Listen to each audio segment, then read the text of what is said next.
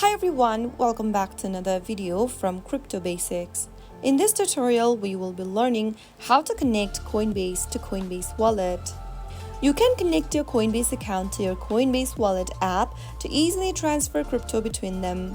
Buy crypto with your Coinbase payment methods directly in your wallet app as well. So here's how you can do it. Launch open the Coinbase Wallet application. After you are in the main assets page, click on the settings button at the bottom right hand corner.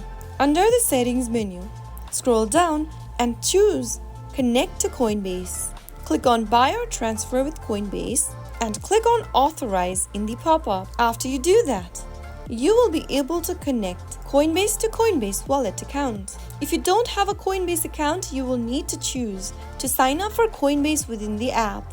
After you are connected, you can now buy crypto directly to your wallet app using your connected Coinbase payment method. So that's how it's easily done in just a few minutes. I hope the tutorial was helpful to you. If it was, make sure to give us a thumbs up. Don't forget to subscribe and press the bell icon so that you'll never miss another upcoming upload from us. I will see you again in the next episode. Stay tuned till then.